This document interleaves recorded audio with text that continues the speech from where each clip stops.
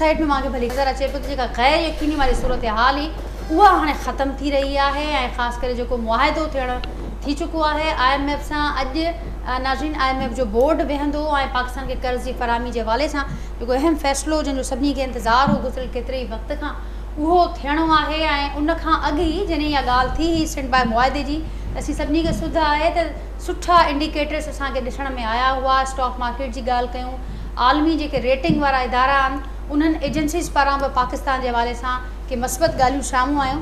हाणे अॼु उहो इंतिहाई अहम ॾींहुं आहे, उहो इजलास थिए पियो जंहिंखां पोइ वधीक मामला क्लियर थींदा। इहो बि ॼाणायो पियो वञे त जेके कंडीशन्स या जेके असीं चऊं त हिन स्टैंड बाय मुआहिदे सां गॾु जेके ॿियूं रिक्वायरमेंट्स आहिनि उन में इहो बि ॼाणायो पियो वञे त जेके कंडीशन्स ते असांजो मुआहिदो थिए पियो इन्हनि खे फॉलो करणु, पूरा करणु, छाकाणि त अॻु इहे मामला ॾिसण में आया त किथे न किथे trust of deficit of trust बि नज़र आयो ऐं किथे किथे मामला असांजी तरफ़ां जेके कोताहियूं थियूं ऐं न पूरा थी सघिया उन खां पोइ तमामु घणो गैप बि आयो आहे। त हाणे इहो बि इतला साम्हूं अचनि पिया त IMF पारां कुझु अहिड़ियूं वार्निंग्स बि साम्हूं अचनि पियूं त जेकॾहिं हिन शर्तनि ते अमल न पियो थिए त पोइ जेके ईंदड़ शर्त हूंदा उन खां वधीक सख़्तु हूंदा। ऐं उन सां गॾोगॾु नाज़रीन अव्हांखे इहा ॻाल्हि बि ख़बर आहे त जेका हीअ समूरी सूरत हाल आहे अॼुकल्ह प्राइम मिनिस्टर खां वठी करे जेका उन्हनि जी मुआशी टीम आहे या जेके कैबिनेट में वेठल जेके अहम जेके की पोस्ट ते वेठल माण्हू आहिनि उहे सभु इहा ॻाल्हि कनि पिया त असांखे हाणे इहो फ़ैसिलो करणो पवंदो। This is the high time. असांखे ॾिसणो पवंदो त असीं केसि ताईं पिनंदासीं। असांखे हाणे हथु टंगणो आहे या पंहिंजे पेरनि खे मज़बूत करिणो आहे, पंहिंजे पेरनि ते बीहणो आहे। इन जो फ़ैसिलो असांखे करिणो आहे। रियलाइज़ेशन असांखे अची थी चुकी आहे। हाणे घणो थियो, हाणे असांखे पंहिंजे पेरनि ते बीहणो आहे। हू जेको 1960 खां पोइ जेको ॿियो ज़रई इनक़लाब आहे उन हवाले सां बि नाज़रीन ॼाणायो पियो वञे त 2 सालनि अंदरि असीं मईशत खे पंहिंजे पेरनि ते बीहारींदासीं। सभु कुझु कीअं थींदो, केतिरो हद ताईं मुमकिन आहे, कहिड़े रीति मुमकिन आहे, अॼोके प्रोग्राम में उन ते ॻाल्हाईंदासीं। उन खां सवाइ नाज़रीन हिकिड़े पासे जॾहिं असीं ॾिसूं था त मुआशी फ्रंट ते जेका गैर यकीनी हुई उहा घटि थिए पई, पर पॉलिटिकल फ्रंट ते बदस्तूर गैर यकीनी वारी सूरत हाल आहे। जेतोणीकि अॼु प्राइम मिनिस्टर साहिबु इहा ॻाल्हि कई आहे त 14 अगस्त ते असांजो हुकूमती मुदो पूरो थिए पियो। हाणे इलेक्शन कमीशन जो इहो कमु आहे त हू कॾहिं थी इलेक्शन जी तारीख़ ॾे, पर अञा सुधो त हीअ असेंबलियूं कहिड़े ॾींहुं हीअ तहलील कंदा, छाकाणि त जेकॾहिं हिन मुक़ररु मुदे खां हिकु ॾींहुं बि अॻु हीअ हुकूमत असेंबलियूं टोड़े थी त पोइ 90 ॾींहंनि जो वक़्तु मिले थो ऐं उनखां मुक़ररु मुदे खां उन ॾींहं ते या उन खां पोइ थी टोड़े त उन सूरत में 60 ॾींहंनि जो टाइम मिलंदो त अञा उहा गैर यकीनी बरक़रार आहे। इहा बि गैर यकीनी बरक़रार आहे त जेका वॾी हिकु ऑपोज़िशन पार्टी आहे पाकिस्तान तहरीक इंसाफ़ उनजो मुस्तक़बिल छा आहे। अव्हांखे इहा सुध आहे त PTI चेयरमैन ख़िलाफ़ु मुख़्तलिफ़ केसिस आहिनि, जंहिंमें तोशाखाना केस आहे, 190 मिलियन पाउंड वारो केस आहे। उन खां सवाइ जेको मिलिट्री जेतोणीकि अञा ताईं को मिलिट्री 9 मई जे हवाले सां मिलिट्री ट्रायल जो को फ़ैसिलो न थियो आहे, पर गुज़िरियल ॾींहुं 3 नवां वधीक दहशतगर्दी जा केस PTI चेयरमैन मथां उन्हनि में उन्हनि खे नामज़द कयो वियो आहे। त हीअ जेको बदस्तूर घेरो तंग पियो थींदो वञे PTI चेयरमैन ख़िलाफ़ु, इन जो दंग किथे थींदो? छा ही केस एतिरा मज़बूत आहिनि जो PTI चेयरमैन खे जेका चूंडनि वारी रेस आहे उन खां ॿाहिरि करे छॾनि? अॼु इन ते बि ॻाल्हाईंदासीं। ऐं नाज़रीन हीअ पहिरियों सेगमेंट हूंदो, ॿियो सेगमेंट बि आहे इंतिहाई अहम आहे, सिंध अंदरि अग़वा जा वधंदड़ वाक़िया। आख़िर में प्रोग्राम जे इन खे बि डिस्कस कंदासीं। जेको पैनल मूंसां गॾु मौजूदु आहे उनजो तारुफ़ असां कराईंदसि। मूंखे कराची स्टूडियो में जॉइन कियो आहे नामियारा क़ानूनी माहिरनि, तज़िया निगारनि बैरिस्टर ज़मीर हुसैन साहब मूंसां गॾु कराची स्टूडियो में मौजूदु आहिनि। कराची स्टूडियो में ई नाज़रीन सीनियर सहाफ़ी आहिनि, तज़िया निगारनि मंज़ूर चांडियो साहब, उहे मूंसां गॾु हिते मौजूदु आहिनि। ऐं उनखां सवाइ नाज़रीन वीडियो लिंक ते नामियारा मुआशी माहिर आहिनि डॉक्टर अयूब महर साहब, उहे मूंसां गॾु अॼु वीडियो लिंक ज़रिए जो कि प्रोग्राम में शरीक हूंदा। सभिनी खे भली कार थी चवां, सभिनी जी महिरबानी जी इजाज़त सां। अयूब महर साहब, आपसे आगाज़ करती हूँ गुफ्तगू का। बड़ा अहम दिन और उससे पहले ही जो उसके असरात थे, हमने देखा कि वो असरात तो हमें नज़र आना शुरू हुए। अब मज़ीद आज की इजलास के बाद मज़ीद किन किन एरियाज़ में हमें उसके असरात देखने को मिलेंगे, फिर उस पर ज़रूर फरमाइएगा। और ख़ास करके जो स्टैंड बाय मुआहिदा, उससे पहले हमने देखा कि IMF का डिफरेंट पॉलिटिकल पार्टीज़ के हेड्स से मिलना, ये सारी चीज़ें कैसे देखते हैं आप? देखिए नाजिया, पहले तो एक मिसअंडरस्टैंडिंग पब्लिकली एक है, उसको मेरे ख्याल में हमें जहनों से निकालना होगा, रिमूव करना होगा कि IMF से जो फंडिंग आती है, जो मुआहिदा होता है, उसको बाद लोग डेवलपमेंट से कि कंट्री में डेवलपमेंट होगी, प्रोग्रेस होगी, इंफ्रास्ट्रक्चर डेवलप हो जाएगा या हमारी ग्रोथ रेट बढ़ जाएगा, उससे IMF के ये कोई वर्ल्ड बैंक या एशियन डेवलपमेंट बैंक के लोन नहीं है डेवलपमेंट प्रोजेक्ट के। یہ بیسیکلی IMF سے جو فنڈنگ آتی ہے یا جو ایگریمنٹ ہوتے ہیں ان کا تعلق ہوتا ہے کنٹری کے سروائیول سے، کہ اس ایگریمنٹ کے بعد سروائیول جو رسک پر تھا وہ رسک پہ نہیں رہا. ہم شکر ادا کر سکتے ہیں کہ ہم ڈیفالٹ کا رسک ختم ہو گیا ہے. ٹھیک، ڈیفالٹ کا رسک ختم ہو گیا، بالکل پریسائز. اس کا ڈیولپمنٹ سے ہم لنک نہیں، وہ بالکل ختم ہو گیا ہے. اور اس کے بعد جو اچھے انڈیکیٹر آئے ہیں، فچ کی ریٹنگ تو آئی ہے اچھی، اس سے پہلے بلومبرگ نے بھی امپروو کیا تھا، جو میڈیا میں بہت کم اس کو رپورٹ کیا گیا. بلومبرگ نے بھی امپروو کیا ہے.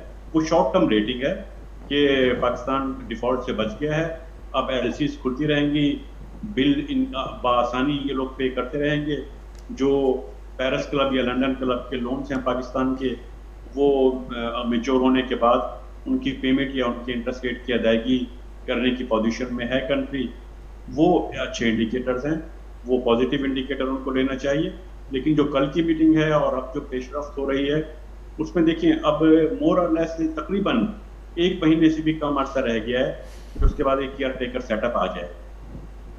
اور کیئر ٹیکر سیٹ اپ میں کہ آنے کے بعد سمجھیں کہ IMF کی جو پیمنٹ آنی ہے اور جو سعودی عرب سے پیسے آ گئے ہیں، پھر چائنا سے پیسے آنے ہیں، یہ تمام آنے کے بعد جو ادائیگیاں ہیں وہ ایک طرح سے کیئر ٹیکر گورنمنٹ جب آئے گی تو یہ ادائیگیوں کا میکینزم جو ہوگا وہ پروگرس میں ہوگا، وہ چل رہا ہوگا. کیئر ٹیکر گورنمنٹ کے متعلق بہت ساری باتیں سننے میں آ رہی ہیں، جس میں سے ایک جو بہت اسٹرانگ جو نیوز آ رہی ہے وہ یہ کہ وہ حکومت ٹیکنوکریٹس کی ہوگی، اور وہ شاید IMF کو اس کے بارے میں اعتماد میں لے لیا گیا ہے. IMF کو پہلی دفعہ ایسا کوئی تجربہ ہوا تھا کہ پاکستان کی کسی گورنمنٹ نے ایگریمنٹ کرنے کے بعد اسے وڈرا کر لیا تھا کہ اگینسٹ چلے گئے تھے. تو IMF کا پولیٹیکل پارٹیز کے ہیڈ سے ملنا، یہ کوئی میرے خیال میں اس میں کوئی انہونی چیز نہیں ہے، کوئی غلط بات نہیں ہے. وہ ایک طرح سے انشور کر رہے ہیں. یہ جتنے بھی انٹرنیشنل ایگریمنٹ ہوتے ہیں ان میں ایک ریٹیفیکیشن کا کلوز آلریڈی ہوتا ہے کہ اگر گورنمنٹ کا پتا ہو کہ گورنمنٹ کا ٹینور ختم ہو رہا ہے تو آنے والی گورنمنٹ یا اس کی جو پارلیمنٹ ہے وہ اس ایگریمنٹ کو ریٹیفائی کرے گی. وہ گورنمنٹ کون فارم کرتا ہے وہ ظاہر ہے کوئی بھی کچھ نہیں کہہ سکتا. تو اس کے لیے جتنے بھی ہیڈ آف پارٹیز کے جتنے بھی ہیڈ ہیں ان سے اگر IMF کا ڈیلیگیشن مل رہا ہے تو اس میں کوئی حرج نہیں ہے، کوئی اس میں خرابی نہیں ہے کہ وہ اپنے آپ کو انشور کر رہے ہیں، کیونکہ وہ ایک لینڈنگ ایجنسی ہے اور لینڈر انشور کرتا ہے کہ اس کی پیمنٹ جو ہیں وہ اس کو ڈیو ٹائم پر مل جائیں گی واپس. کنٹری ڈیفالٹ نہیں کرے گی، اس میں کوئی اس طرح کا کوئی ڈرا بیک نہیں آئے گا، کوئی انفورسین نہیں ہوگا. تو وہ مل رہے ہیں تمام ہیڈ سے مل رہے ہیں، تمام بڑی پولیٹیکل پارٹی سے مل رہے ہیں. وہ انشور کر رہے ہیں کہ یہ ایگریمنٹ جو ہے کنٹینیو کرے گا، اور وہ آنے کے بعد اگر وہ آ گئے تو وہ اس کو ریٹیفائی کر دیں گے. لیکن میرا خیال ہے ان سے زیادہ جو بھاری ذمہ داری ہے وہ کیئر ٹیکر سیٹ اپ پہ ہوگی، کیونکہ کیئر ٹیکر کا جو ٹائم ہوگا وہ بہت کروشیل ہوگا. اس میں پیمنٹس ہونی ہوں گی جو پاکستان نے پیمنٹس کرنی ہے. دوسرا، پاکستان کی ایک ہسٹری یہ بتاتی ہے، ہسٹری میں کم از کم 5 مرتبہ ایسا ضرور ہوا ہے کہ جب کیئر ٹیکر سیٹ اپ آئے تو اتفاق کی بات ہے کہ IMF سے جو ایگریمنٹ ہوئے اور جو کنڈیشنلٹی سائن ہوئی، یعنی اب 1993 میں جو معین قریشی صاحب آئے تھے اس وقت سے اگر آپ شروع کریں تو کیئر ٹیکرز جو سیٹ اپ آتے ہیں اس وقت یہ امپلیمنٹیشن ہو جاتے ہیں ان کے ایگریمنٹ. اس کی ایک بہت بڑی ریزن یہ ہوتی ہے کہ جو پولیٹیکل پارٹیز ہوتی ہیں وہ کوئی بھی پولیٹیکل پارٹیز کوئی بہت سخت ڈیسیزن لیتے ہوئے وہ خوفزدہ ہوتی ہیں، وہ نہیں لیتی، کیونکہ ان کو پبلک کے پاس جانا ہوتا ہے اور وہ پبلک کے ووٹوں سے ان کو آنا ہوتا ہے. تو اس طرح کے جو ہارڈ ڈیسیجنز ہوتے ہیں عام طور پر وہ کیئر ٹیکر سیٹ اپ کے دوران لے لیے جاتے ہیں. لیکن اس سے انٹرنیشنل ایگریمنٹ ہمارے ان پر کوئی اثر نہیں پڑے گا، وہ ریوائیو کرتے رہیں گے. انٹرنیشنل ریٹنگ اچھی رہے گی. پیمنٹ پاکستان پہلے بھی ڈیو ٹائم پہ کرتا رہا ہے، اب بھی کرتا رہے گا. ڈومیسٹیکلی پرابلم ہو سکتی ہیں، ڈومیسٹیکلی عوام پہلے ہی اکنامک مزریز کو فیس کر رہے ہیں.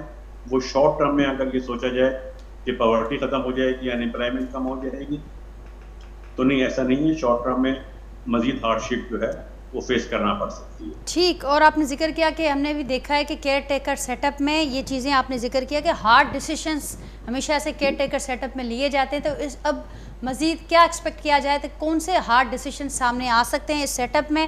اور پھر ساتھ ساتھ یہ بھی ضرور فرمائیے گا ڈاکٹر ایوب مہر صاحب کہ آپ نے کہا کہ جیسے لینڈنگ ایجنسی ضرور انشور کرتی ہے، اور پھر یہ بھی اس کو بھی اسی تناظر میں دیکھنا چاہیے کہ اگر وہ پولیٹیکل ہیڈ سے مل رہے ہیں مزید وہ انشور کرنے کے لیے مزید کن ایریاز میں کیا کچھ سامنے آ سکتا ہے؟ کچھ آج شرائط کی بھی بات ہوئی کہ شرائط کو اگر نہیں اس طریقے سے فالو کیا جاتا تو پھر آنے والا جو ٹائم ہوگا پھر بڑی سخت قسم کی شرائط سامنے آئیں گی، مزید ہارڈ ڈیسیشنز لینے پڑیں گے۔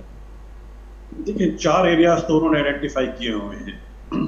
ایک ایریا جو مانیٹری پالیسی ہے، مانیٹری مزید ٹائٹننگ ہوگی، اور وہ ٹائٹننگ کو میں بہرحال اچھا انڈیکیٹر اس لیے نہیں سمجھ رہا کہ مانیٹری ٹائٹننگ کی ضرورت اپنی جگہ کی ضرورت ہے، لیکن وہ صرف ٹائٹننگ انٹرسٹ ریٹ سے نہیں ہو رہی۔ اس وقت یہ ہے کہ پرائیویٹ سیکٹر کو کریڈٹ فنانسنگ بھی نہیں ہو پا، وہ کر نہیں پا رہا ہے، وہ خود ڈیمانڈ نہیں ہے پرائیویٹ سیکٹر کی طرف سے۔ اس کا مطلب ہے بزنس میں پارٹیسپیشن پرائیویٹ سیکٹر اس طرح سے نہیں کر پا رہا، بہت میزریبل حد تک ڈومیسٹک کریڈٹ کا جو سائز ہے وہ کم ہو گیا ہے۔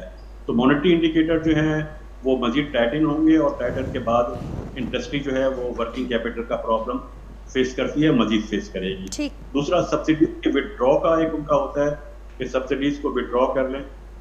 سبسڈیز کے ودرا میں وہ جو بے نظیر انکم سپورٹ پروگرام ہے اس پہ تو وہ اس کو تو اپریشیٹ کرتے ہیں، وہ آپ ان کو پیمنٹ کرتے رہیں، اسٹیپنڈ دیتے رہیں، لیکن جو پروڈیوسرز کو سبسڈیز دی جاتی ہیں، چاہے وہ ایگریکلچر فارمز ہوں، انرجی پروڈکشن کی انسٹیٹیوشن ہو، انرجی سپلائی کے ادارے ہوں، ان سے سبسڈیز ودرا کرنے کا مطلب یہ ہوتا ہے کہ وہ چیزیں مہنگی ہو جاتی ہیں، جبکہ پاکستان دنیا کی ان کنٹریز میں آتا ہے جہاں سبسڈیز سب سے کم پے کی جاتی ہیں، سب سے لوئسٹ ہم پے کرتے ہیں، اس کو مزید ودرا کیا جائے گا۔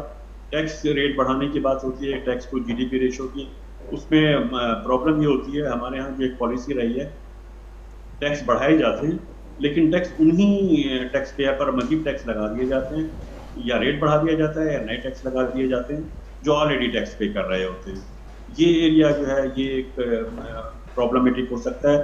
اور آخری جو ایریا ہے وہ یہ کہ جس کی طرف اسحاق ڈار صاحب نے بھی ایک انڈیکیشن دی تھی کہ ہمارے پاس ایک سیکنڈ پلان بھی موجود ہے، وہ سیکنڈ پلان کی ضرورت نہیں ہے کیونکہ آئی ایم ایف سے آپ کے ایگریمنٹ ہو گیا ہے، لیکن آئی ایم ایف کے اپنے ایگریمنٹ میں وہ بہت دفعہ وہ سیکنڈ پلان جو تھا اس کی طرف انڈیکیٹ کیا جاتا رہا ہے۔ وہ یہ ہے کہ پاکستان کے جو کچھ ایسٹس ہیں، انفراسٹرکچر سے ریلیٹڈ ایسٹس ہیں، وہ ہم ان کو آؤٹ سورس کر دیتے ہیں، یعنی وہ ملکیت تو ہماری ہوتی ہے لیکن اس کے جو آپریشن ہوتے ہیں، اس کے جو ریونیو ہوتے ہیں، وہ اس کے ریونیو نان ٹیکس ریونیو کا گورنمنٹ کا ایک پارٹ ہوتے ہیں، گورنمنٹ اپنے بجٹ میں اس کو یوز کرتی ہے، تو وہ اگر ریونیو کسی اور کے پاس جاتے ہیں آؤٹ سورس ہو کے، تو اس کا مطلب ہوتا ہے کہ آنے والے سالوں میں گورنمنٹ کے ریونیو مزید کم ہو جاتے ہیں، اور مزید کم ہونے کے بعد فیڈرل گورنمنٹ خاص طور پہ یہ پرابلم فیس کرے گی کہ جب اس کے نان ٹیکس ریونیو بھی کم ہو جائیں گے تو وہ کس نئے میکینزم کی طرف جانا چاہے گی، وہ کیا چینجز چاہیں گے۔ وہ ایک میں سمجھ رہا ہوں کہ وہ ابھی سے ہمیں اس کا اندازہ ہو جانا چاہیے کہ اس کے بعد وہ دوبارہ کہیں گے کہ ایک نیا این ایف سی ایوارڈ ہونا چاہیے، دوبارہ سے شیئرنگ پول ہونے چاہیے، تو وہ پھر ایک نیا چیپٹر کھل جائے گا۔ ٹھیک ڈاکٹر ایوب صاحب، اسی کو کنٹینیو کریں گے۔ ضمیر صاحب اوام وٹھ ईंदे साईं डॉक्टर साहब जी ॻाल्हि मां ॿुधी हुन चयो त ज़ाहिर आहे लैंडिंग एजेंसी त इंश्योर कंदी पॉलिटिकल हेड सां मिलणु, पर पॉलिटिकली ऐं असीं ॾिसूं था त हुनखे मुख़्तलिफ़ ज़ावियनि सां ॾिठो पियो वञे, ऐं इहो बि ॾिठो पियो वञे त शायदि जेके इंटरनेशनल स्टैब्लिशमेंट आहे उहो अञा बि ख़ान साहब खे रेलिवेंट रखणु चाहिनि पिया। हाणे अवां वटि जेका अव्हांजी फील्ड बि आहे, एक्सपर्टीज़ बि आहे, उहे ॼाणणु चाहींदा त मुख़्तलिफ़ केसिस नज़र अचनि पिया। कल्ह वधीक 3 दहशतगर्दी जा नवां केस आहिनि जेके ख़ान साहब मथां नामज़द उन में ख़ान साहब थिया आहिनि, ऐं हीउ सभु कुझु उन वक़्तु थिए पियो जॾहिं मुल्क अंदरि आम चूंडनि जूं ॻाल्हियूं तमामु तेज़ थी चुकियूं आहिनि, चूंडूं कॾहिं थींदियूं, हर कोई सवाल बि से सोचे पियो त ख़ान साहब उन में रेलिवेंट हूंदो न हूंदो। हीअ केसिस छा आहिनि जेके उनजे मथां मुख़्तलिफ़ नज़र अचनि पिया, ऐं छा हीअ केसिस एतिरा स्ट्रॉन्ग आहिनि जो ख़ान साहब खे हिन रेस खां ॿाहिरि करे सघनि था? Thank you so much Nazia. हाणे डॉक्टर साहब तफ़सीली इहो IMF वारे प्रोजेक्ट ते ऐं उन्हनि जी पॉलिसीज़ ते ऐं जेको मुल्की इक़्तिसादी सिचुएशन आहे उन ते नज़र विधी आहे। हाणे कहिड़ो बि इदारो हुजे, चाहे उहो IMF हुजे या इंटरनेशनल एजेंसी कहिड़ी बि हुजे, उहा किथे बि कमु करणु वेंदी आहे त उतां जी ग्राउंड रियलिटीज़ खे ॾिसंदी आहे, उतां जो माहौल, उतां जी कंपोज़िशन, उतां जी स्टेबिलिटी ऐं उतां जो जेको बि बैकग्राउंड हूंदो आहे उन ते हुननि जी कुलीदी नज़र हूंदी आहे। हाणे चवण जो मक़सदु इहो आहे त हिते इहो IMF जो हिन स्टेज ते मुख़्तलिफ़ सियासी जेको आहे सो धुरनि सां मिलणु, उहो उन जा हिकु त जेके डॉक्टर साहब ॿुधाया त मुआशी तौर ते उन्हनि खे मिलणो हूंदो आहे ऐं उहे उन शइ खे इंश्योर करण जी कोशिशि कंदा आहिनि त असांजो जेके हिते इन्वेस्टमेंट आहे उहा कंहिं न कंहिं सिक्योर रहे। ॿिए तरह सां हिकिड़ो इन जो हर तरह सां हिकु पॉलिटिकल पार्टी पंहिंजो नैरेटिव ठाहींदी आहे ऐं हिन वक़्तु जीअं अवां बि ॾिसो था इहो इम्प्रेशन थो वञे त IMF सब्जेक्ट इमरान ख़ान जी कंसर्ट जी जैसे जी इहो इम्प्रेशन डेवलप थो थिए त हाणे इहो आहे त इमरान ख़ान जीअं जेको आहे सो जंहिं सिचुएशन मां गुज़रे थो ऐं जंहिं हिसाब सां मुल्क खे ऐं हालतुनि खे ऐं हुकूमत खे ऐं बाक़ी सियासी जेको स्ट्रक्चर आहे उनखे गुज़ारे थो त इन मां इहो लॻे थो त IMF बि हींअर जंहिं बि तरीक़े सां हले थी उहा पाकिस्तानी इस्टेब्लिशमेंट जे हिसाब सां नथी हले, हू इंटरनेशनल इस्टेब्लिशमेंट जे हिसाब सां हले थी ऐं इंटरनेशनल इस्टेब्लिशमेंट जी गेम पंहिंजी हूंदी आहे, उन्हनि जो रोड मैप पंहिंजो हूंदो आहे, उन्हनि जो जेको तरीक़ेकार पंहिंजो हूंदो आहे त कंहिं न कंहिं तौर ते इहो हिकिड़ो इम्प्रेशन बि ॾिनो वियो त पाकिस्तान में इमरान ख़ान जी जेकी एग्ज़िस्टेंस आहे उनखे असीं जेको आहे सो क़ाइमु दाइमु रखणु चाहियूं था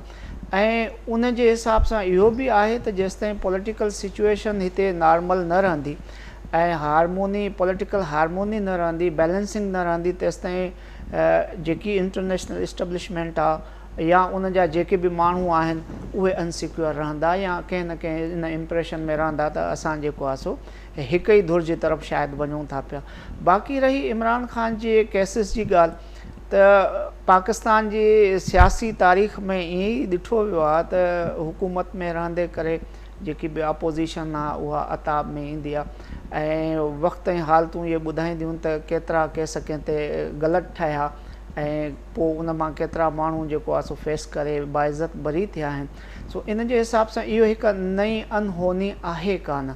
बाक़ी आहे इमरान जा उहे केसिस बि आहिनि ऐं जेके असीं माज़ी क़रीब ते नज़र था विझूं या हिन जे हुकूमत जे दौर में त उहे ताक़त जे नशे में या जंहिं कंहिं एजेंडा या उहा चाहे लोकल हुजे या इंटरनेशनल एजेंडा हुजे उन जे तहत हुन रही करे ऐं जेके कम कया आहिनि उहे सम्झ में त अचनि था त उन्हनि जा केसिस मज़बूत आहिनि ऐं हुअणु खपंदा बि हुया ऐं हुअणु जेके आहिनि उहो उन्हनि जो ठहे बि पियो।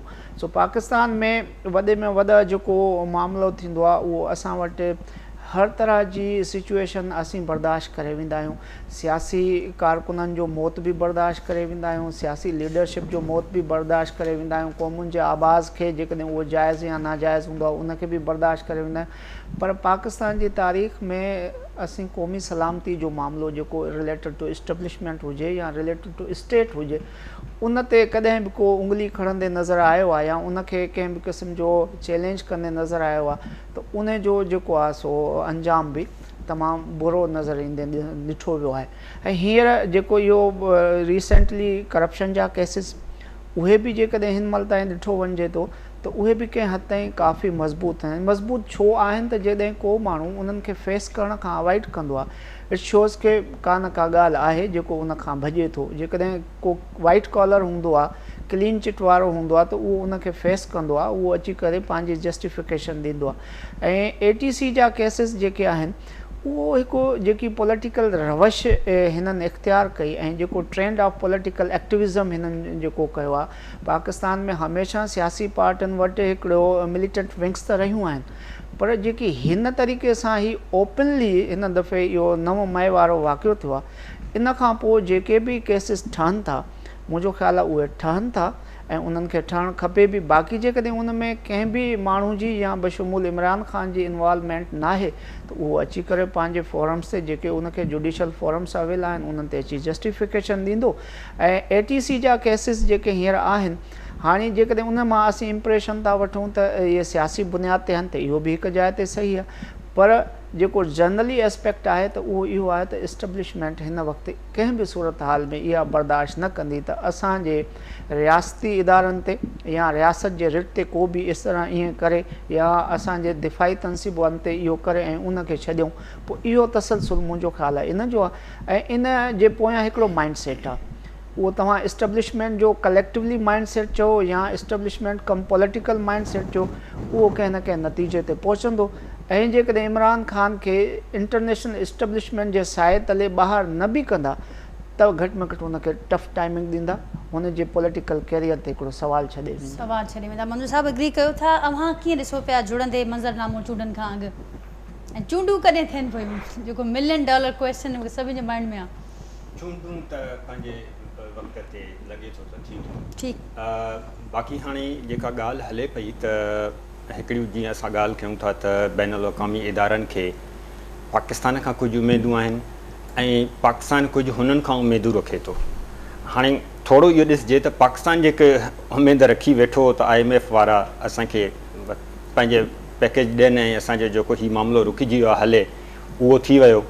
उन खां सवाइ तव्हांजो अहसन इक़बाल उते बीजिंग में वेठो आहे, CPEC जे हवाले सां कुझु उहो बि इनकरेज था कनि त तव्हांखे जेको आहे सो असां कंदासीं, पर तव्हां बि कुझु पाण बि कुझु ठीकु थियो।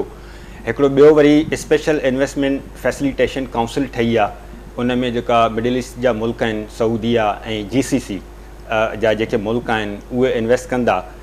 त पाकिस्तान जेको पंहिंजे दोस्त मुल्कनि खां उमेदूं रखे थो, उहे उमेदूं त पंहिंजी नज़र ते पूरियूं थींदे असांखे नज़र अचनि थियूं, पर उहे जेके दोस्त मुल्क आहिनि उहे पाकिस्तान खां जेका उमेद रखनि था उहो पाकिस्तान खे करणियूं आहिनि। मतिलबु हू त चवनि था त ठीकु आहे त असां तव्हांजी मदद कयूं था, पर तव्हां बि त सुधरो। हाणे मिसाल तौरु हिकिड़ी कल्ह ई हिकिड़ी रिपोर्ट आई आहे, universal periodic rights council report जारी कई आहे ऐं पाकिस्तान खे चयो वियो आहे त तव्हां मिनारिटीज़ जे हवाले सां कुझु स्टेप वठो, तव्हां डेथ पेनल्टी ते जेको आहे सो थोरो पंहिंजो रिव्यू कयो। उन खां सवाइ तव्हां पंहिंजो जेको ही तव्हांजा लॉज़ आहिनि उहे थोरा इम्प्रूव कयो ऐं स्पेशली जेके इनफोर्स डिसअपियरेंसिस थियनि थियूं, जेके माण्हू खंभिजी था वञनि, उन जे हवाले सां तव्हां कुझु कयो। त अहिड़े नमूने हिकिड़ी वरी UNDP जी रिपोर्ट आई आहे त UNDP वारा चवनि था त बाबा पाकिस्तान में जेका पावर्टी आहे उहो 21%, 21% जेके माण्हू तव्हांजा उहे बुख ते सुम्हनि था। त इहो हिकिड़ो इंडिकेटर आहे त तव्हांजे अंदरि गुरबत बि आहे, तव्हांजे अंदरि मिनारिटी सां मसइला आहिनि, तव्हांजे अंदरि पॉलिटिकल मसइला आहिनि। इवन हिकिड़ी जेका यूनाइटेड नेशन जी राइट काउंसिल ॻाल्हि कई आहे त तव्हां रिसेंटली जेका सियासी कारकुननि खे पकिड़े जेको बंदि था कयो ऐं जेको इवन मिलिट्री ट्रायल था कयो, त तव्हांजा जेके लॉ आहिनि उन्हनि जे हवाले सां तव्हां छा था कयो, तव्हां पंहिंजी जेका पॉलिटिकल डेवलपमेंट्स मुल्क जे अंदरि आहिनि उन्हनि खे ठीकु करण लाइ तव्हां तयारु आहियो या न आहियो। हिकिड़ी ॿी रिपोर्ट आई आहे त असांजा पाकिस्तान माना टॉप 10 कंट्रीज़ में शामिलु, टॉप 10 कंट्रीज़ मां 3 नंबर ते आहे जिते ॿार ऐं माउ महफ़ूज़ न आहिनि, या त माउ मरी थी वञे या ॿारु मरी थो वञे। त हीअ असांजे मुल्क जी जेका अंदरूनी सूरत हाल आहे उहा ठीकु कान्हे का। तव्हां चओ था त रुॻो असांखे तव्हां इमदाद ॾियो, असां सां ट्रेड कयो, असांखे तव्हां फाइनेंस कयो, असां सां बिज़नेस कयो, असां खां तव्हां शयूं ख़रीद कयो, असां तव्हांखे जेको आहे सो एक्सपोर्ट करे शयूं ॾियूं था, पर जिन सां तव्हां एंगेज आहियो उहे जेके तव्हां खां एक्सपेक्टेशन्स रखनि था उन ते लहण जी कोशिशि त कयो न, उन ते लहण जी हिकिड़ी नियत त ठाहियो न। हाणे इन ते ॻाल्हाइजे त छा असांजो जेको मुल्क आहे, असांजी जेका रियासत आहे, असांजी जेके पॉलिटिकल पार्टीज़ आहिनि, छा उनजी इहा कैपेसिटी आहे त जेका बैन अल-अक़वामी बिरादरी तव्हां खां उमेदूं रखे थी त तव्हां उन उमेदुनि ते लहण जे लाइ कुझु स्टेप वठो था या नथा वठो। हाणे हीअ गवर्नमेंट त वञे थी, हीअ त गवर्नमेंट खां असां जेकॾहिं वेही चऊं त उहे छा था कनि या छा नथा कनि, त ऐं हीअ जेको कुझु कंदा बि उनजो को फ़र्क़ु न पवंदो। उन खां पोइ केयर टेकर ईंदा, डेफिनेटली उहे केयर टेकर जेके बि अचनि था उहो IMF वारनि जा पैसा ॾियण जो मक़सदु ई इहो आहे त उहे ई टीम मोकिलींदा, उहे ई तव्हांजे जेको आहे सभु कुझु कंदा। हाणे सॼी जेका ॻाल्हि अचे थी त जेका नेक्स्ट मतिलबु गवर्नमेंट ठहंदी, जेका 5 साल जंहिंखे वेहणो आहे, उहा गवर्नमेंट तव्हांजी कहिड़ी पार्टी जी अचे थी त उन ते अलॻि ॻाल्हाए सघिजे थो, छा उहे डेवलपमेंट्स थियनि थियूं, उहो त हिकिड़ो अलॻि मतिलबु डिबेट थी वेंदी। पर तव्हांखे पाण खे पंहिंजे अंदरूनी हालात खे ठीकु करण जे लाइ तव्हांखे अॼु खां ई स्टेप वठणा आहिनि ऐं वेरी सीरियस स्टेप वठणा आहिनि। इन्हीं ही शे के अगियां वधाईंदे थे डॉक्टर यूब साहब, और आपने ये सुना भी होगा कि प्राइम मिनिस्टर साहब भी बारहा ये बात कहते हुए अब नज़र आ रहे हैं कि वो ये कहते हैं कि हमें सोचना होगा कि किस तरीके से हमें अपने पैरों पर खड़ा होना है, कब तक ये मांगने का सिलसिला है वो जारी रहेगा। मंजूर साहब ने भी उसी पैराम में बड़ी अहम बातें की। आप कैसे देखते हैं ये जो रियलाइजेशन हमें नज़र आ रही है, ये सिर्फ लफ्जी है, लफ्ज़ों की हद तक है, या वाकई कोई अमली आप देख रहे हैं कोई प्रोग्राम केयर टेकर, या इसके बाद जो नई गवर्नमेंट आएगी आप समझते हैं कि रियलाइजेशन मुख्तलिफ स्टेक होल्डर्स के पास अब आ चुकी है इस हद तक کہ ہمیں معاملات میں چینج نظر آئے گا؟ انفارچونیٹلی 30 سال سے یہ ہو رہا ہے کہ سلوگنز دیتے ہیں، ہم نعرے دیتے ہیں کہ ہمیں ایڈ نہیں چاہیے، ٹریڈ چاہیے، قرض اتارنا ہے، ہمیں IMF کے منہ پہ پیسے مارنے ہیں، بہت سارے ہم اس طرح کے نعرے سنتے ہیں. لیکن مسئلہ یہ ہے کہ جب کیپیسٹی بلڈنگ کی بات ہے تو سب سے پہلے ہمارے جو پولیٹیکل انسٹیٹیوشن ہے، جو پارلیمنٹ ہے، وہاں کیپیسٹی بلڈنگ کی سب سے زیادہ ضرورت ہے. ایک بڑی آسان سی، اس میں کوئی بہت زیادہ کمپلیکیٹڈ اکنامکس انوالو نہیں ہے. جو کنٹریز اس وقت اچھی پوزیشن پہ جا رہی ہیں، جو گرو کر رہی ہیں، ان کے جو فارن ایکسچینج ریزرو بلڈ ہوئے ہیں، اس میں صرف آپ دیکھیں 2 سسٹینیبل سورسز ہیں. ایک تو ان کے ہاں FDI آ رہا ہوتا ہے، اس کا انفلو ہوتا ہے. دوسرا ان کی ایکسپورٹ کمپیٹیٹیو ہوتی ہے. ایکسپورٹ کمپیٹیٹیونیس کی وجہ سے وہ اپنی فارن ایکسچینج ریزرو جو ہے وہ سرپلس ہوتا ہے، وہ ارن کرتے رہتے ہیں. یہی 2 سورسز ہوتے ہیں. اس پہ کوئی بہت زیادہ راکٹ سائنس کی ضرورت نہیں ہے، اور انہی 2 فرنٹس پہ کام کرنا تھا. لیکن گھوم پھر کر کے بات ہوتی ہے شروع، اور پھر کبھی ایک ادارہ جو ہے وہ دوسرے ادارے کی ذمہ داری پہ ڈال دیتا ہے. ایک حکومت آنے والی حکومت پہ، اور آنے والی حکومت اپنے سے پچھلی حکومت پہ یہ برڈن شفٹ کر دیتی ہے. لیکن کچھ اس میں دیکھتے ہیں کہ کوئی حل نہیں نکل پا رہا. حل یہی ہے کہ سسٹینیبل آپ کو فوریکس ڈیولپ کرنے ہوں گے، ایکسپورٹ کو کمپیٹیٹیو بنانا ہوگا. ٹھیک ہے، یہ بڑی آسان سی بات ہے. لوگ کہتے ہیں کہ یہ کہہ دینا آسان ہے، کیسے کمپیٹیٹیو بنایا جائے گا، FDI کا انفلو کیسے کیا جائے گا. یہ ساری رسپانسبلٹیز جو ہوتی ہیں، یہ ہر ملک میں ایک ادارہ ہوتا ہے، پلاننگ کمیشن ایک سینٹرلی پلان کرتا ہے. اس ادارے کا کام پالیسیز کی، لانگ ٹرم پالیسیز کی فارمولیشن بھی ہوتا ہے، اور یہ ادارہ منسٹریز کے درمیان کوآرڈینیشن بھی کرتا ہے، اور پھر لوکل گورنمنٹ، پروونشل گورنمنٹ اور فیڈرل گورنمنٹ کے درمیان بھی یہی ادارہ کوآرڈینیٹ کرتا ہے. یہ پالیسیز، لانگ ٹرم پالیسیز کو بنا کر کے پارلیمنٹ کو دیتا ہے. یہاں کوئی ڈیولپمنٹ دیکھنے میں نہیں آ رہے. انفارچونیٹلی جو ہر سال ہم بجٹ پیش کرتے ہیں پارلیمنٹ میں، آپ دیکھیں پلاننگ کمیشن نے جو 5 ایئرس پلان دیا ہوتا ہے، اس میں جو بجٹ کے ٹارگیٹس ہوتے ہیں، جو امپورٹ اور ایکسپورٹ کے ٹارگیٹ ہوتے ہیں، اس کا تو اس سے کوئی تعلق نہیں ہوتا. وہ لگتا ہے منسٹری آف فائنانس وہ ٹارگیٹس دیکھتی بھی نہیں ہے کہ پلاننگ کمیشن نے کیا ٹارگیٹ بنائے تھے، اس لیے کہ وہ یا تو فیزیبل نہیں ہوتے، وہ صرف بنا دیے جاتے ہیں اس طرح ہوا میں. کیونکہ جب ہم کہتے ہیں FDI کا انفلو ہونا چاہیے، FDI ہمارے ہاں آنی چاہیے، ہر سال 7 سے 10 بلین ڈالر آنے چاہیے FDI کی شکل میں.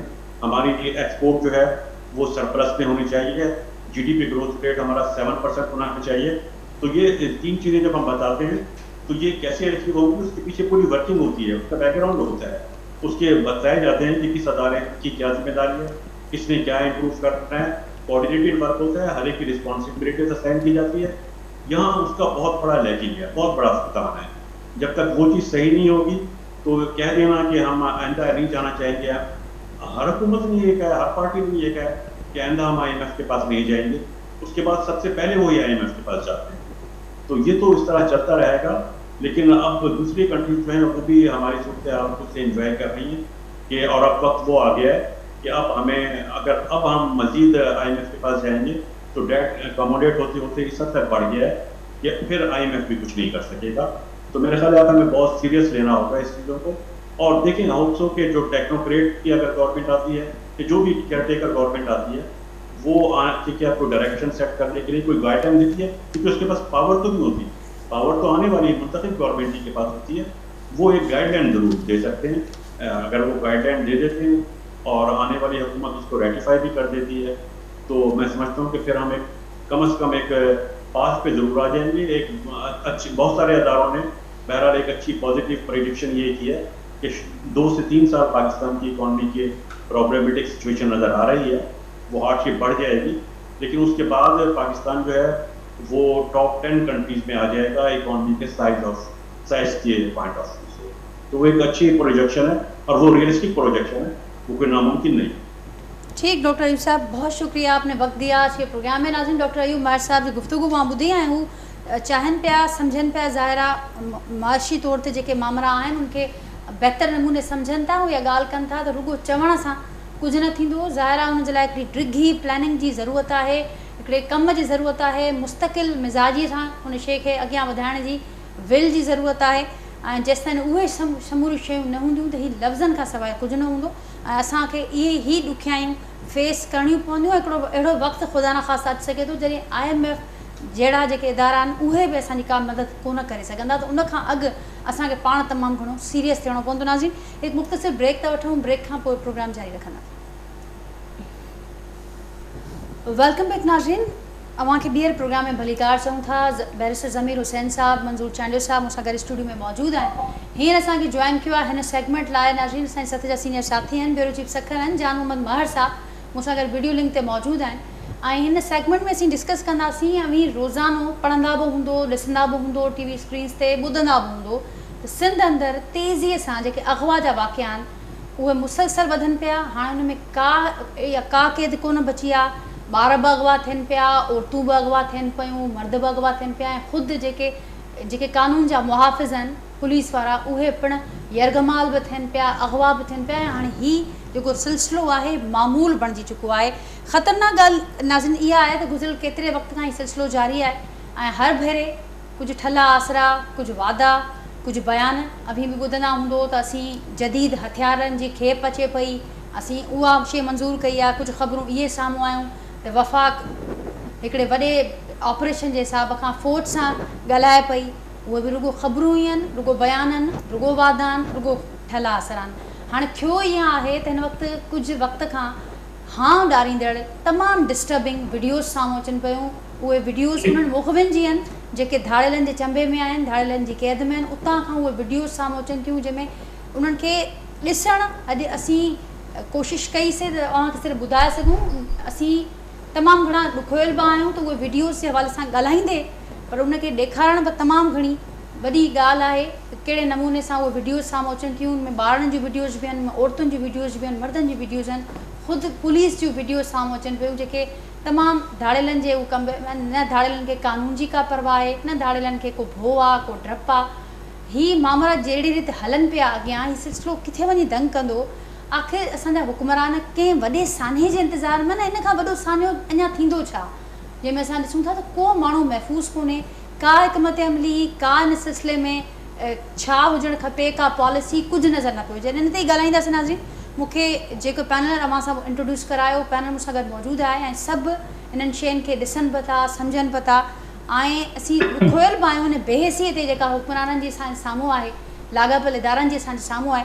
जामा महर साहब, कुझु मूं इंट्रो में ॿुधाइण जी कोशिशि कई आहे, पर ज़ाहिर आहे हीअ तमामु वॾी तकलीफ़ आहे। असीं सिर्फ़ु उहे वीडियोज़ ॾिसी करे असांजो हां ॾरी थो वञे त हीअ वीडियोज़ में छा ज़ुल्म आहे, हीअ छा ज़ुल्म कंदा हूंदा मुख़बिन सां, ऐं एॾी दीदा दिलेरीअ सां असीं ॾिसूं था त उनखे कंहिं शइ जो को डपु कोन्हे। इहो तॾहिं ई थिए थो जॾहिं उनखे ख़बर हुजे त हुकुमरान या त बेहसन या उनखे का परवाह कोन्हे। फर्दर तव्हां ॿुधाईंदो त हीउ सिलसिलो छो एतिरो असीं ॾिसूं था त मज़बूत थियो आहे। वॾी महिरबानी नाजिया, इंट्रो में तव्हां तक़रीबन तफ़सीलात काफ़ी ॿुधाया आहिनि। गुंग ख़ातिर अगवा, क़त्ल, धाड़ा, इहे ॾहाकनि खां वठी सिलसिलो हले पियो। कॾहिं इहो घटिजंदो आहे, कॾहिं वधी वेंदो आहे, पर अॼुकल्ह असां गुज़िरियल कुझु सालनि खां वठी ॾिसूं पिया, ख़ासि करे साल ॾेढ खां वठी हुन में तेज़ी आई आहे। गुंग ख़ातिर अगवा जूं वारदातूं त तेज़ थियूं आहिनि, पर उन में शर्मनाक क़िस्म जी सफ़ाकी जेका आहे, दहशत जेका आहे, अख़लाक खां किरियल जेके वीडियोज़ अचनि पियूं उनजो इज़ाफ़ो थियो आहे। ऐं अहिड़े क़िस्म जूं वीडियोज़ अचनि पियूं धाड़ेलनि जे तरफ़ां रिकॉर्ड करे जो उनखे ॾिसंदे शर्म विचां माण्हू जो कंधु झुकी वञे। ऐं एतिरी अज़ियत भरियूं वीडियो जेके आहिनि उहे मतिलबु उनजे लाइ कुझु ॿुधाए नथो सघिजे। डाटसन गाॾी हलाईंदड़ हिकिड़ो कोरियत ख़ैरपुर जे भरिसां ॻोठु रबन जुणे जो आहे, हुनजो रवासी अली ॾुने जुणे जो जेको ड्राइवर हो उनखे किराए ते वठी विया कुझु माण्हू, नामालूम माण्हू, ऐं उनखे चयो त असांजी लॾ खणी हलो तव्हां करमपुर वारे पासे, करमपुर कनपुर कश्मीर डिस्ट्रिक्ट में। उतां उनखे वठी वञी करे उनखे अगवा कयो वियो, गाॾी समेत गुम कयो वियो। उनमें 3 महीना थी विया आहिनि। उनजे वारसनि एहतिजाज कयो, धरणा आया, एसपीज़ वटि विया, कुझु न थियो। आख़िरकार उन्हनि खां रेंसम कॉल आई, ₹1 करोड़, पोइ 40 लख, पोइ कंदे कंदे हिकिड़ी वीडियो आई साम्हूं जंहिंमें जंहिं माण्हू खे हेतिरी सारी वॾी ॾाढ़ी सुहारी हुई उहा ॾाढी पूरी वई, उन शर्पर पूड़िया विया, उनजो मथो पूड़ियो वियो। पीरसन माण्हू ड्राइवर पोरियत माण्हू एॾी तज़लील करे उन वीडियो भरे वारसनि खे मोकिली वई हाणे बॉम्ब ॾियो न त हिनखे मारींदासीं। अहिड़े क़िस्म जी सफ़ा थी। इन खां अॻु तव्हां ॾिठो त कराची सां तालुक़ु रखंदड़ 3 टिकटॉकर जेके डांसर बि हुन उन्हनि खे दुबई मां हिकिड़ी कॉल जनरेट करे उन्हनि खे पैसा एडवांस मोकिले घुराए वियो। शादी आहे, उन शादी में तव्हां परफॉर्म करणु अचो करमपुर वारे इलाइक़े में। हू त हिकु ड्राइवर समेत पहुतियूं, अगवा थी वियूं। 1.5 महीने ताईं धाड़िलनि जे चंबे में रहियूं ऐं 1.5 महीने ताईं धाड़िलनि जे चंबे में कराची सां तालुक़ु रखंदड़ टिकटॉकर्स अंदरि रहियूं। जॾहिं बाज़ियाब थियूं त उन खां पोइ ख़बर पई त हीअ अगवा थियल आहिनि, न त उनजी ख़ामोशी हुई ऐं उन्हनि खे पुलिस रिकवर कराइण खां पोइ ख़ामोशी सां कराची उमाणे छॾियो। ज़रियनि जो चवणु आहे त उन्हनि औरतुनि सां ज्यादती पिणु कई वई ऐं उन्हनि औरतुनि खे मीडिया जे साम्हूं न आंदो वियो ऐं ख़ामोशी सां उहे कराची हली वियूं। को केस रजिस्टर न कयो वियो, न हिन ड्राइवर जे हवाले सां का ॻबराई थी। इन खां अॻु में तव्हां ॾिठो त एसएचओ गुलमोहन हिकु पुलिस एहलकार हिकु ख़ानगी माण्हू समेत अगवा थी वियो। उन खां अलावा खोड़ अहिड़ा तव्हांखे कंकोट कश्मीर शिकारपुर बुटकी में वाक़िया मिलंदा। गुज़िरियल ॾींहं 2 मासूम ॿार भाउ भेण जेके आहिनि लॻारी बिरादरी सां जंहिंजो तालुक़ु हुयो, सलमान ऐं उनजी भेण, उहे गुम थी विया। अॼु उन ॿिन्ही जा लाश क़ब्रिस्तान मां मिलिया। हाणे उनखे ख़बर न पइजी सघी आहे त उहा का दुश्मनी जे बुनियाद ते थियो आहे या को ॿियो सबबु आहे, पर बहरहाल उनजा अफ़सोसनाक सूरत हाली आहे या त उन्हनि ॿिन्ही मासूम निंगरनि जा लाश मिलिया आहिनि। उनजी वालदा फोत थी चुकी आहे, पीउ पोरियत आहे, ग़रीब माण्हू आहे, उनजा लाश जेके आहिनि उनखे मिलिया आहिनि। उन खां सवाइ तव्हां शिकारपुर में ॾिसंदो अगवा भराए था वञनि, हर आए ॾींहुं तव्हां ॾिसंदो को माण्हू रिकवर थिए थो। मतिलबु उहे अगवा थिया आहिनि त रिकवर थियनि था। 3 डिस्ट्रिक्ट्स अहिड़ा आहिनि जेके तमामु घणा अमन अमान जे हवाले सां ख़राबु आहे। हिननि डिस्ट्रिक्ट्स जे हवाले सां सभई भेरा टीवी प्रोग्राम थिया, अख़बारुनि में, सोशल मीडिया ते बहस थियनि पिया, पर कंहिं क़िस्म जो को बि तदारुक न पियो थिए, को हाई स्केल ते अहिड़ी का एक्शन, को ऑपरेशन, को अहिड़ी का एक्टिविटी नज़र न पई अचे जो इनजी रोकथाम थी सघे। सिंध पुलिस सिंध हुकूमत खे लिखी ॾिनो त असांखे जदीद हथियार ॾिना वञनि, छाकाणि त धाड़ियलनि वटि जदीद हथियार आहिनि। लिखत में ॾियण खां पोइ सिंध हुकूमत वफ़ाक़ी हुकूमत खे लिखियो, उनखे 9 महीना गुज़री विया आहिनि, पुलिस खे पिस्तौल बि न मिलियो आहे अञा ताईं। 9 महीननि में तव्हां ॾिसो, 9 महीननि में अलाए छा छा थी वियो, केॾा बिल असेंबली में आया विया, केस ख़तमु थिया, अलाए छा छा थी वियो, पर न मिलिया त पुलिस खे हथियार न मिलिया। ऐं वफ़ाक़ी हुकूमत चयो त फ़ौज जी मदद वठंदासीं, पुलिस खां कमु चढ़ियल आहे, अॼु ताईं उन ते बि अमल न थियो। मतिलबु पूरियूं ठलियूं ॻाल्हियूं, आसरा, दिलासा, मीटिंग्स, प्रेस बयान, इहे हलनि पिया हुकूमती सतह ते। यस, पुलिस ऑफिसर्स जेके आहिनि, SSP शिकारपुर अमजद शेख, तनवीर तुर्मियो भुटकी, इरफान समूह कंकोट कश्मीर में लॻियल आहे, हीअ ऑपरेशनल हवाले सां गुड ऑफिसर, बहितर हिननि जी परफॉर्मेंस रही आहे माज़ी में बि। पर छा 3 ऑफिसर एॾी ख़राबु सूरत हाल खे अकेले सिर्फ़ु बिना कंहिं सपोर्ट जे हल करे सघनि था? उन्हनि जे लाइ हिकिड़ो वॾो चैलेंज आहे। उनजो हिकिड़ो बाक़ाइदा इहे सम्झो त कैरियर जेको आहे उहो उन्हनि पंहिंजो स्टेट ते हणी करे उहो कमु कनि पिया। उन्हनि खे वॾी लेवल ते हुकूमत जी सपोर्ट जी ज़रूरत आहे, वेपन्स जी ज़रूरत आहे, फोर्सिस जी ज़रूरत आहे, उहा उन्हनि खे न पई मिले। जेकॾहिं उन्हनि खे न मिलंदी त हू छा परफॉर्म करे सघंदा? हू जेतिरो थी सघंदो कोशिशि कंदा, पर अल्टीमेट तव्हां ॾिसो पिया हिकिड़ा माण्हू अगवा थियनि पिया, ॿिया वञनि पिया। गुडू मां वाबदाजी अस्पताल जे MS के क्लिनिक तां अगवा कयो वियो आहे 2 ॾींहं पहिरियों। त मतिलबु अहिड़ी क़िस्म जूं वारदातूं जेके आहिनि, खैरपुर में किडनैपिंग, सखर में, इंटीरियर में बि काफ़ी हालात ख़राबु आहिनि। हाणे ख़बर न आहे, हुकूमत जा महीनो सवा बचियो आहे ऐं दरियाए सिंध में पाणी बि आहिस्ते आहिस्ते वधंदो पियो वञे वकरा। उनखां पोइ लॻे कोन थो त को ऑपरेशन जी सूरत जुड़ंदी, पर बहरहाल अञा कुझु ॾींहं आहिनि। जेका बहस हलनि पिया उन में माण्हुनि जो ख़्यालु आहे, इलाइक़े वासियुनि जो ख़्यालु आहे त हाणे पुलिस खां कमु चढ़ियल आहे ऐं हिननि खे सपोर्ट खपंदी, रेंजर्स जी, फ़ौज जी ऐं हैवी वेपन्स जी। अकेले सिर इन्हनि रिसोर्सिस ते पुलिस परफॉर्म करे ॾाढो ॾुखियो पियो। अकेले सिर इन रिसोर्सिस ते ज़मीर साहब पुलिस परफॉर्म करे ॾाढो ॾुखियो आहे, छा चवंदा आहिनि? अर्ज़ु इहो आहे त हीअ जेके असीं गैंग्स जा ॿुधूं था ऐं हींअर जेको कश्मीर ऐं ॻड़ी तेगो में इहे वाक़ियात थियनि था पिया ऐं अहिड़े तरह जा वाक़िया जेके जनूबी पंजाब में थिया आहिनि, उन जे जेसिताईं असीं उन जे पस मंज़र में न वेंदासीं, उन जे फैक्ट्स ऐं एस्पेक्ट्स में न वेंदासीं, तेसिताईं इहे शयूं हल कोन थींदियूं। हाणे हीअ शयूं हाईलाइट त टाइम टू टाइम जीअं मार साहब ॿुधाए थियनि थियूं, ॻाल्हियूं बि थियनि थियूं, एक्शन बि थियनि था, पर इन्हनि जो परमानेंट हल छो न आहे? उन जे पोयों छा आहे? उन जे पोयों इहो ई आहे त तव्हां हिकु त इहा हिकिड़ी हाणे पाकिस्तान में या बिलख़ुसूस असांजे इहे अपर डिस्ट्रिक्ट्स जिते सरदारी ऐं क़बाइली निज़ाम, इते हिकिड़ी इहा इंडस्ट्री ठही वई आहे। हाणे अॻुवा बराए तावान हुजे या पंहिंजी पॉलिटिकल जेकी असीं जीअं हिते अर्बन पॉलिटिक्स में ॾिठोसीं मिलिटेंट विंग्स, इहे बि हिकु क़िस्म जे मिलिटेंट विंग्स वारो कमु थियूं कनि त कहिड़ो सरदार कहिड़ो इलाइक़े जो वॾेरो मीर जेको आहे पंहिंजो इन्फ्लुएंस वधाए थो, ताक़त थो वधाए। ऐं ॿियो उन खां अलावा त उते जेके सरकारी ज़मीनूं आहिनि या जेके उहे वसाइल आहिनि जेके माना के रियासत जा आहिनि, उन्हनि ते इहे गैंग्स जे ज़रिए कब्ज़ा करे ऐं वॾे तइदाद में उन्हनि मां फ़ाइदो हासिलु करणु आहे। त हाणे जिते जंहिं शइ मां फ़ाइदो हासिलु थिए थो त उन मां पोइ उहे गैंग्स जेको आहे सो भरपूर फ़ाइदो थियूं वठनि, उन्हनि में वरी पोइ जेकी बैकअप आहे उन्हनि खे बि हिसो मिलंदो हूंदो। हाणे उतां जो जेको लोकल इलेक्टेबल आहे या जेको लोकल पॉलिटिकल रिप्रेज़ेंटेटिव, उहो बि उन्हनि जो पार्ट आहे। ऐं उन जो रीज़न छा आहे त हुनखे जेको आहे से एरिया में असर रसूख़ बि खपे ऐं उनखे जेको आहे उतां जे वसाइल जे हिसाब सां जेकी जंहिं तरीक़े सां इहा गैंग पंहिंजा बेनिफिशरीज़ थियनि थियूं, उन्हनि मां शेयर बि खपे ऐं पंहिंजे बाक़ी ॿियनि सरदारनि ऐं अवाम ते हिकिड़ो सबक़त बि रखण जी कोशिशि कनि था। त इन जे लाइ इहा सिधी सही जेकी आहे रिट ऑफ स्टेट आहे। ऐं रिट ऑफ स्टेट इन जे करे फेल्योर थी पई थिए त छो जो जेके रियासत खे हलाईंदड़ हुकूमती माण्हू आहिनि, उहे इन ई जेके माण्हू जेके उतां जा आहिनि डायरेक्ट या इनडायरेक्ट इन्वॉल्व, उहे ई उतां चूंडिजी अची इन ई असेंबलियुनि में वेहनि था, उहे ई हुकूमतुनि जो हिसो थियनि था, उहे ई इन्हनि पॉलिसियुनि जो जेके हुकूमती पॉलिसियूं आहिनि उन्हनि जो हिसो थियनि था।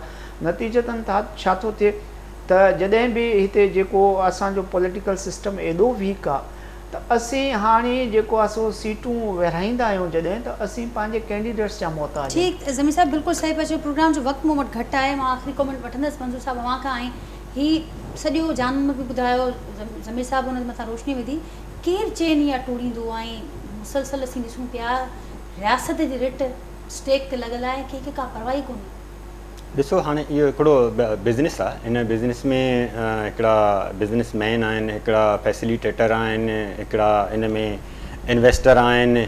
हाणे ॾिसजे त इहा जेका हिकिड़ी बिज़नेस चेन जेका ठहियलु आहे, उन में उहो हाई टेक जेको आहे सो यूज़ था कनि, ड्रोन था उॾाइनि, वीडियो था भरनि, उहे जो सोशल मीडिया ते रिलीज़ था कनि ऐं उन खां पोइ भुंग था वठनि। त हीउ हिकिड़ो नेक्सस आहे उतां जे तव्हांजे धाड़ेलनि जो, पाथारीदारनि जो ऐं उतां जा जेके तव्हांजा लोकल सरदार चओ जेके बि आहिनि, उन सॼे नेक्सस में हू जेको आहे सो कामयाबु आहिनि। ऐं जेका रियासत आहे उहा हुननि जे साम्हूं बेवस लॻी पई आहे। उनजो मेन रीज़न इहो आहे त हू रियासत खां थोरो एडवांस आहिनि। हू जेको आहे सो माण्हुनि खे जेके इहे हिरखिजी वञनि था, उन्हनि सां कंहिं तरीक़े सां ॻाल्हाए उन्हनि खे उते घुराइनि था। दुबई मां फ़ोन थी अचे, टिकटॉकर जेके मायूं आहिनि उहे उते वञनि थियूं कचे में परफॉर्म करण जे चकर में, त उहे कुझु कमाईंदियूं ऐं उते उहे किडनैप थी वञनि, पोइ वरी जेको आहे सो भुंग भरे उहे हिते अची थियूं वञनि। त इहा ॾिसो त हीअ असांजे रियासत, असांजी पुलिस, असांजे इदारनि खां थोरो एडवांस थी हू कमु था कनि। त असांजे इदारनि खे, असांजे पुलिस खे जेसीं ताईं जंहिं लेवल ते हू कमु था कनि, उन खां थोरो अॻिते वञी जॾहिं हू कमु कंदा त मे बी उहा जेका चेन आहे हुननि जी बिज़नेस चेन जेका हुन ठाहे वेठा आहिनि धाड़ेल ऐं पाथारीदार, त उनखे पोइ ई ख़तमु करे सघिजे थो। उन जे लाइ बि त विल जी ज़रूरत आहे। मंज़ूर साहिबु, तव्हांजी वॾी महिरबानी। बैरिस्टर ज़मीर हुसैन साहिबु, जामा में माहिर साहिबु, नाज़रीन इंतिहाई अहम ही मामिलो, असीं ज़रूरु इन ते फॉलोअप सेशन्स बि रखंदासीं ईंदड़ ॾींहंनि में। ऐं अव्हां पंहिंजे फीडबैक असांखे ज़रूरु आगाह कजो। सुभाणे वरी अव्हां सां मुलाक़ात थींदी सेम टाइम ते, सेम नए मौज़ू ऐं गेस्ट सां गॾु। तेसिताईं ॾींदा इजाज़त। अल्लाह हाफ़िज़।